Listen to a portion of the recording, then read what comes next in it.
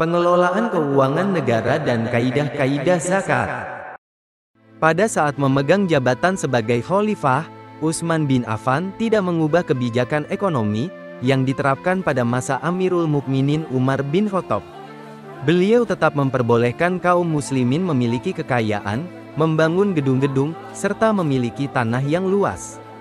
Pada masa kepemimpinan Khalifah Utsman bin Affan inilah dikenal sebagai masa-masa kemakmuran umat Islam. Dalam bidang ekonomi, Khalifah Utsman masih meneruskan kebijakan para pendahulunya. Khalifah Abu Bakar telah menerapkan hukum-hukum Al-Quran dan As-Sunnah. Amirul Mukminin Umar bin Khattab telah mengembangkan lembaga keuangan, membangun pilar-pilarnya, memperkuat prinsip-prinsipnya, menambah sumber-sumbernya, dan mengatur pembelanjaannya. Khalifah Utsman melakukan apa yang dibangun oleh pendahulunya, dan melakukan ijtihad dalam sebagian masalah-masalah yang memang terbuka untuk melakukannya. Hukum-hukum Allah telah dipraktikkan oleh Khalifah Utsman dalam masalah harta benda, pengawasan zakat ke Baitul Mal, pembagian kepada orang yang berhak, dan mengawasi pembayaran ahli kitab untuk Baitul Mal. Secara umum, Khalifah Utsman menerapkan prinsip-prinsip ketat dalam hal ekonomi dan distribusinya. Beliau melarang para petugas berbuat dolim kepada rakyat dalam menarik pajak. Penerapan keadilan dalam ekonomi menjadi azas yang harus ditegakkan oleh para khalifah maupun pejabatnya. Bahkan kepada non-muslim, prinsip keadilan ekonomi juga harus ditegakkan. Islam melarang berbuat dolim kepada ahli kitab dalam pengambilan jizyah.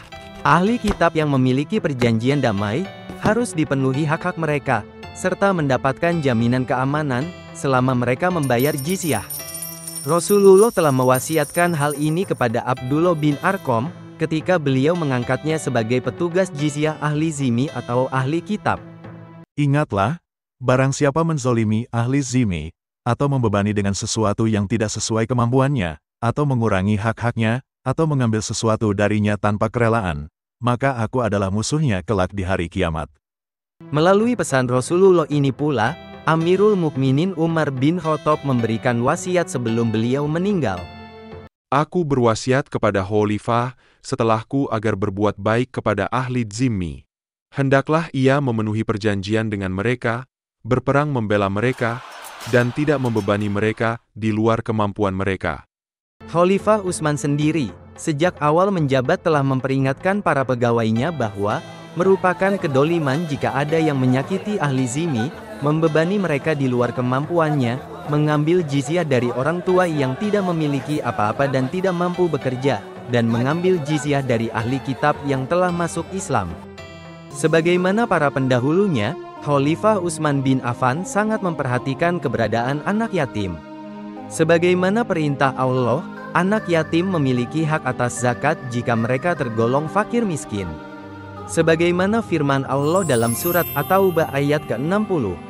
Sesungguhnya zakat-zakat itu hanyalah untuk orang-orang fakir, orang-orang miskin, pengurus-pengurus zakat, para mualaf yang dibujuk hatinya, untuk memerdekakan budak, orang-orang yang berhutang, untuk jalan Allah dan untuk orang-orang yang sedang dalam perjalanan, sebagai suatu ketetapan yang diwajibkan Allah, dan Allah Maha Mengetahui lagi Maha Bijaksana. Anak yatim juga memiliki hak dalam pembagian harta ghanimah atau rampasan perang. Allah telah berfirman dalam surat Al-Anfal ayat ke-41. Ketahuilah, sesungguhnya apa saja yang dapat kamu peroleh sebagai rampasan perang, maka sesungguhnya seperlima untuk Allah, Rasul, kerabat Rasul, anak-anak yatim, orang-orang miskin dan ibnu sabil. Jika kamu beriman kepada Allah dan kepada apa yang kami turunkan kepada hamba kami, Muhammad, di hari Furqan, yaitu di hari bertemunya dua pasukan. Dan Allah Maha Kuasa atas segala sesuatu. Salah satu sumber perbendaharaan negara adalah penerimaan zakat. Khalifah Utsman bin Affan memberikan arahan-arahan mengenai pelaksanaan zakat kepada seluruh pejabatnya.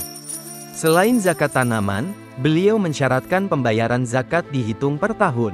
Khalifah Utsman mengatakan bahwa orang yang diambil darinya zakat, ia tidak membayarkan zakat hartanya sampai datang bulan yang sama pada tahun berikutnya, sehingga ia tidak membayar zakat berulang-ulang dalam waktu 1 tahun.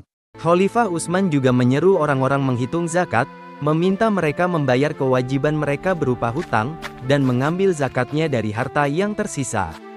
Khalifah Utsman menyampaikan, Barang siapa tidak memiliki harta wajib zakat, maka tidak boleh diminta kecuali ia memberikannya dengan sukarela.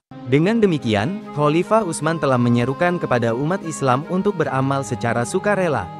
Adapun zakat yang diwajibkan dan diperangi bagi mereka yang enggan membayar adalah zakat hewan ternak, pertanian, dan perkebunan kurma.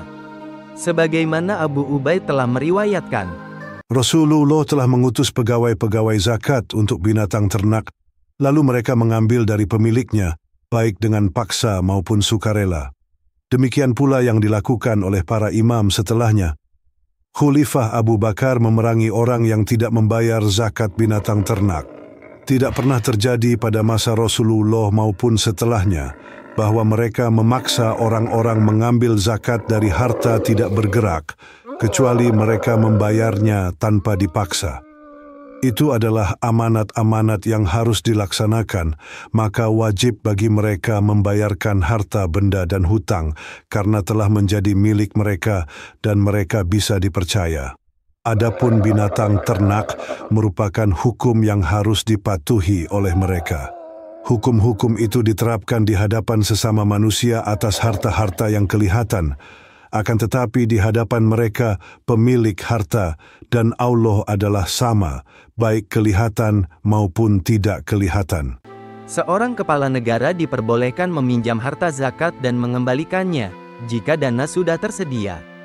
Khalifah Utsman bin Affan pernah meminjam harta zakat dan mempergunakannya untuk keperluan perang maupun kepentingan umum lainnya. Kepala negara yang meminjam harta dari zakat ini tidak bertentangan dengan agama maupun sunnah.